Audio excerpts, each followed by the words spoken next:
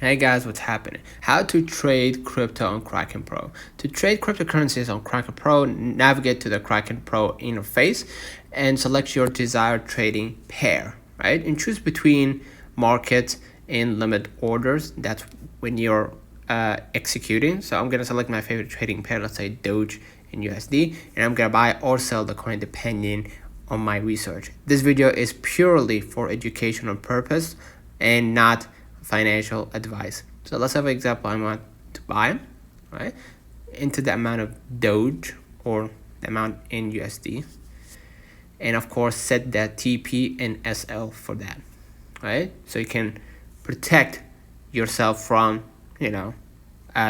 from a potential loss. Afterwards, you're gonna hit buy, or before you execute the order, you're gonna hit limit right here. Instead of limit, you can select the type of order you want, right?